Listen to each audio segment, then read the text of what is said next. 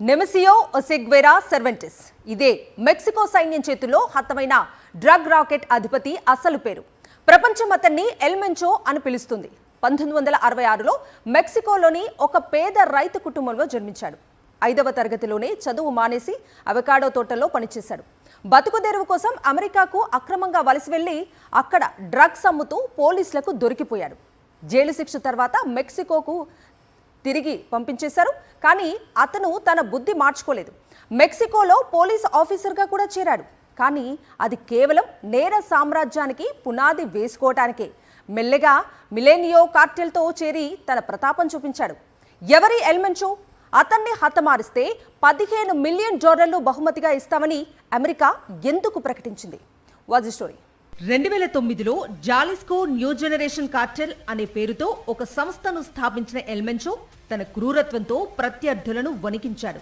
Mexico దేశానికి చెందిన రోసలిండా గోంజలేస్ వాలెన్సియాను వివాహం చేసుకున్నాడు.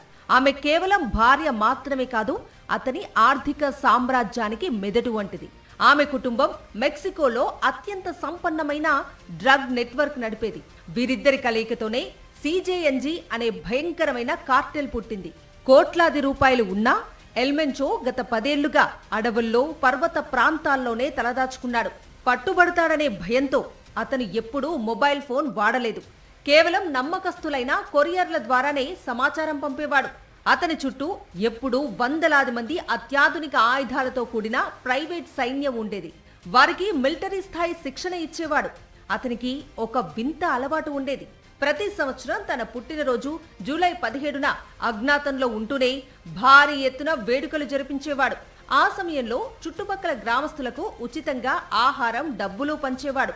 దీనివల్ల స్థానిక ప్రజల్లో కొందరు అతన్ని ఒక రాబిన్ హుడ్ లా చూసేవారు. అందుకే సైన్యం వస్తే వారు సమాచారం ఇచ్చేవారు కాదు. గత కొన్నేళ్లుగా ఎల్ మెంచో తీవ్రమైన కిడ్నీ వ్యాధితో బాధపడుతున్నాడు. డయాలసిస్ కోసం బయటకు వస్తే పోలీసులు పట్టుకుంటారని ఏకంగా అడవిలోనే ఒక ప్రైవేట్ ఆసుపత్రిని నిర్మించుకున్నాడు. అత్యాధునిక వైద్య పరికరాలు, నిపుణులైన డాక్టర్లను అక్కడికే పిలిపించుకునేవాడు. ఇప్పుడు ఆపరేషన్లో దొరికిపోవటానికి అతని అనారోగ్యం కూడా ఒక ప్రధాన కారణం. తండ్రి అడుగుజాడల్లో నడిచిన కుమారుడు ఎల్ మెంచో సిట్ ప్రస్తుతం అమెరికా జైల్లో ఉన్నాడు. కుమార్తె జెసికా జోహన్నా తండ్రి వ్యాపారాల మనీ లాండరింగ్ వ్యవహారాలు చూసేది. ఈమె కూడా అమెరికాలో జైలు శిక్ష అనుభవించి ఇటీవలే విడుదలైంది. తన గ్యాంగ్ లో ఎవరైనా డ్రగ్స్ వాడినా లేదా అమ్మాయిలతో అసభ్యంగా ప్రవర్తించినా వారికి కఠినమైన శిక్షలు వేసేవాడు ఎల్ మెంచో. క్రమశిక్షణ విషయంలో అతను చాలా కఠినంగా ఉండేవాడని చెప్తారు. 2015లో మెక్సికన్ ఆర్మీ హెలికాప్టర్ను రాకెట్ లాంచర్తో కూల్చేసి తన సత్తా ఏంటో చూపించాడు.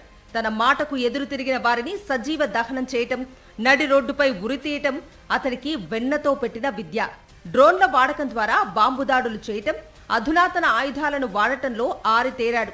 కొద్ది కాలంలోనే మెక్సికోలోని 32 రాష్ట్రాలకు తన డ్రగ్ దందాను విస్తరించాడు. అమెరికా ఎల్ మెంచోను ఎందుకు ఇంతలా టార్గెట్ చేసింది? దీనికి కారణం ఏమిటి అంటే, అమెరికా వీధుల్లో వేలాది మంది ప్రాణాలు తీస్తున్న ఫెంటానిల్, మెత్ వంటి సింథటిక్ డ్రగ్స్ ను భారీగా సరఫరా చేసేది ఎల్ మెంచోనే. కేవలం అమెరికానే కాదు, చైనా, ఐరోపా, ఆస్ట్రేలియా, చివరికి భారత్లోకి కూడా డ్రగ్స్ పంపే నెట్వర్క్ ను అతను ఏర్పాటు చేశాడు. 2024లో అండమాన్ నికోబార్ దీవుల్లో పట్టుబడిన 6,000 కోట్ల విలువైన డ్రగ్స్ వెనుక కూడా ఎల్ మెంచో హస్తం ఉందని ఏజెన్సీలు అనుమానించాయి. అందుకే అతన్ని పబ్లిక్ ఎనిమీ నంబర్ 1 గా ప్రకటించి సమాచారం ఇచ్చిన వారికి 125 కోట్లు ఇస్తామని వైట్ హౌస్ ఆఫర్ ఇచ్చింది. ఫిబ్రవరి 22 ఆదివారం మెక్సికోలోని జాలిస్కో రాష్ట్రంలోని ఒక మారుమూల కొండ ప్రాంతంలో ఎల్ మెంచో దాక్కున్నట్లుగా అమెరికా నిఘా వర్గాలు సమాచారం ఇచ్చాయి. మెక్సికన్ సైన్యం మెరుపు దాడి చేసింది. భీకర కాల్పుల మధ్య ఎల్ మెంచో తీవ్రంగా గాయపడ్డాడు. పట్టుబడిన తర్వాత అతన్ని విమానంలో మెక్సికో సిటీకి తరలిస్తుండగా మార్గ మధ్యలోనే ప్రాణాలు విడిచాడు. అతని మరణంతో ఇప్పుడు మెక్సికో అట్టుడుకుతోంది. కార్టెల్ సభ్యులు రోడ్లపై యుద్ధం చేస్తున్నారు. 25 మందికి పైగా సైనికులు చనిపోయారు.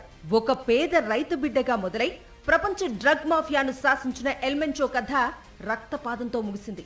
అతను పోయినా అతడు సృష్టించిన హింస ఇంకా కొనసాగుతూనే ఉంది. డ్రగ్ మాఫియాపై మెక్సికో సాధించిన అతి పెద్ద విజయం ఇదే.